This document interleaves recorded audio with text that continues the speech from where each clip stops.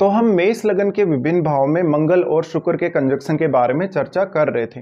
इस वीडियो में देखेंगे अगर मंगल और शुक्र का कंजक्शन आपके मेष लगन की कुंडली में अगर पंचम भाव में बन जाए तब ये कंजक्शन आपके लिए कैसा रह सकता है। यहाँ पे सूर्य के घर में मंगल और शुक्र दोनों ही स्थित होंगे। आपको ये भी देखना पड़ेगा कि दोनों कितने ज़्यादा क्लोज हैं। क्या यहाँ मंगल वक्री तो नहीं है, या मंगल अस्त तो नहीं है, या शुक्र वक्री या फिर अस्त नहीं है। अगर मंगल यहाँ वक्री हो जाते हैं या फिर अस्त हो जाते हैं तो मंगल आपको बहुत ज़्यादा एनर्जी प्रोवाइड करेंगे, जिसका इस्तेमाल आपको शुक्र से रिलेटेड चीज़ों को प्राप्त करने के लिए ज़रूर करना चाहिए। यहाँ पे किसी भी अन्य ग्रह का प्रभाव हुआ तो इन दोनों के रिजल्ट में कुछ बदलाव जरूर आ सकते हैं। अब यहाँ क्योंकि फायरी साइन है, फायरी साइन होने की वजह से यहाँ मंगल ज़्यादा अच्छे से परफॉर्म कर सकेंगे शुक्र की तुलना में, ये आपको समझना है। शुक्र यहाँ है तो निश्चित रूप से ही आपको अब शुक्र को अचीव करने के लिए या शुक्र से संबंधित चीज़ों को जीवन में पाने के लिए मंगल की जरूरत हमेशा आपको पड़ेगी, क्योंकि ये अग्नि तत्व राशि होने की वजह से यहाँ पर मंगल ही बहुत अच्छे से परफॉर्म कर सकते हैं। तो नो डाउट आप यहाँ पे बहुत कुछ अचीव करेंगे, धन संपत्ति भी अच्छी अचीव करेंगे, मान सम्मान भी बहुत ज़्यादा अर्जित करेंगे और कुछ हद तक आप क्रिएटिव फील्ड में बहुत ही ज़्यादा सक्सेसफुल हो सकते हैं। ये कंजक्शन के 5th हाउस में होते हुए आपको अपनी हॉबीज़ पे ज़्यादा से ज़्यादा ध्यान देना चाहिए। आपको अपनी हॉबीज़ में से ही किसी भी काम को एक फुल टाइम प्रोफेशन के तौर पर लेना चाहिए। ये कंजक्शन के होते हुए आप जीवन साथी से भी और अपनी संतान से भी बहुत ज़्यादा सपोर्ट प्राप्त कर सकेंगे, लेकिन किसी भी अन्य ग्रह का प्रभाव यहाँ रहा तो रिजल्ट बहुत ही डिफरेंट हो सकते हैं। अब देखिए यहाँ जो शुक्र है, शुक्र क्योंकि अग्नि तत्व राशि में है, लेकिन अगर मंगल के बहुत ज़्यादा क्लोज होते हैं तो आपको अपने जीवन साथी से बहुत ज़्यादा असंतुष्टि उत्पन्न होगी। जीवन साथी से कभी भी आप खुश नहीं रहेंगे, आप किसी ना किसी और की भी तलाश करते रहेंगे अपनी लाइफ में। तो कोई भी लव अफेयर वगैरह, कोई भी एक्स्ट्रा मैरिटल अफेयर वगैरह आपके होने की संभावना बहुत ही ज़्यादा प्रबल रहेगी। अब क्योंकि मंगल यहाँ पर आपके 8वें भाव के भी स्वामी है तो कुछ ना कुछ आपके रिलेशनशिप को लेकर हिडन जरूर चल रहा है आपकी लाइफ में, ऐसा हो सकता है। अब मंगल का यहाँ आना आपको काफ़ी ज़्यादा हिडन गेन दे सकता है, आपको काफ़ी तेज़ बनाएगा, चतुर बनाएगा, चालाक बनाएगा और उतना ही ज़्यादा आपको क्रिएटिव बनाएगा। तो ऐसे कंडीशन में आपको डिसीजन लेने में काफ़ी ज़्यादा मदद मिल सकती है, क्योंकि मंगल यहाँ है तो फायर प्रोवाइड कर रहे हैं और ये पंचम भाव है। पंचम भाव में आप जो भी एनालिसिस करते हैं स्थितियों को या परिस्थितियों को समझ के उसके बाद कोई भी डिसीजन लेते हैं, इसमें मंगल आपकी ज़्यादा से ज़्यादा मदद करेंगे। अगर इस कंजक्शन को सूर्य का सपोर्ट मिल जाता है तो आपके लिए काम करना बहुत ज़्यादा आसान हो जाएगा, लेकिन फिर जीवन साथी के साथ रिलेशनशिप में कुछ प्रॉब्लम जरूर आ सकती हैं।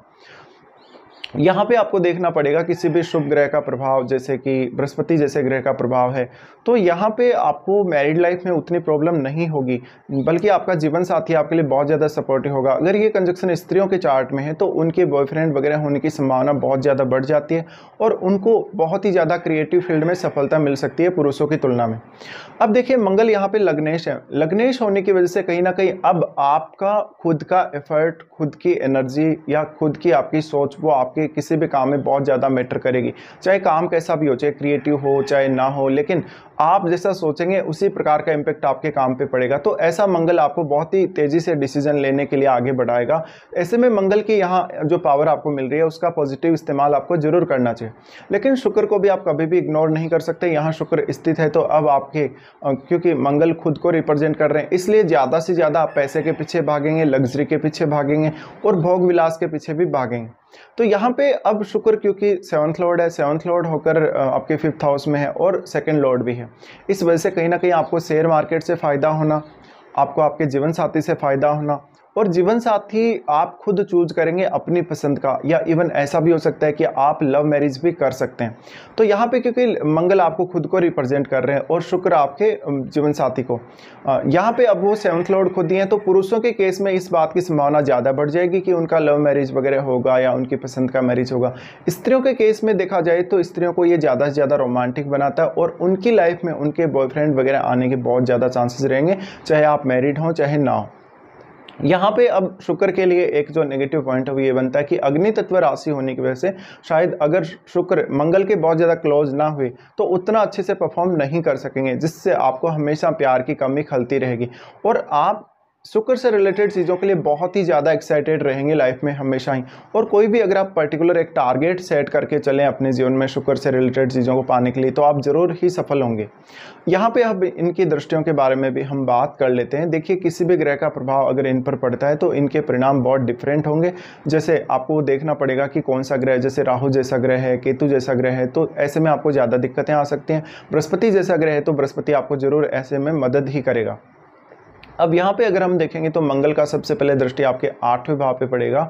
8वें भाव पे मंगल का दृष्टि होना, ऐसा मंगल आपकी लाइफ में बहुत सारे हिडन गेन आपको देगा, लेकिन यहाँ थोड़ा सा एक्सीडेंट वगैरह को लेके कोई चोट लग जाए आपको, कोई आपके साथ कोई अनहोनी हो जाए, उसको लेके थोड़ी सावधानी रखने की ज़रूरत है।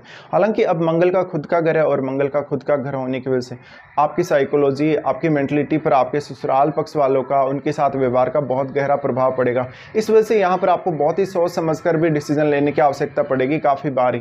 तो ऐसे में देखिए मंगल की जो दृष्टि पड़ रही है 8वें भाव पर, ऐसे में आपके जीवन में बहुत सारे उतार चढ़ाव भी मंगल दे सकते हैं, ये आपको समझना चाहिए। यहाँ पे जो स्थिति बन रही है, मंगल की दृष्टि जो पड़ रही है आपके 8वें भाव पे, इस वजह से किसी भी प्रकार के रिस्क लेने अगर आप जा रहे हैं प्यार के मामले में या धन संबंधी मामलों में, प्रॉपर्टी संबंधी मामलों में, तो आपको बहुत ज़्यादा अवेयर रहने की जरूरत पड़ेगी। यहाँ पर आपको अपने माता पिता से और अपने इन लॉज से काफ़ी ज़्यादा गेन होने की संभावना रहेगी। उसके बाद मंगल का यहाँ से दृष्टि रहेगा आपके 11वें भाव पे और आपके 12वें भाव पे। इन दोनों भावों पे मंगल का दृष्टि आपको ज़्यादा से ज़्यादा धन और मान सम्मान अर्जित करने के लिए प्रेरित करेगा और मुख्य रूप से लग्जरी अर्जित आप कर सकेंगे।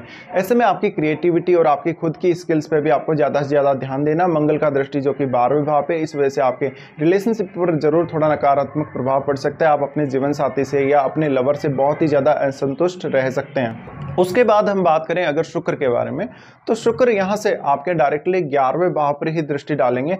ऐसे में शुक्र आपको जरूर धन के मामलों में या किसी भी लग्जरी या ऐसे मामलों में बहुत ज़्यादा सपोर्ट ज़रूर करने वाले हैं, लेकिन ऐसा शुक्र आपको ज़्यादा से ज़्यादा क्रिएटिविटी में सबसे ज़्यादा मदद करेगा। आपको साज सज्जा या आपको बहुत ज़्यादा धन पाने, लग्जरी का आनंद लेने की इच्छा बहुत ही ज़्यादा रह सकती है।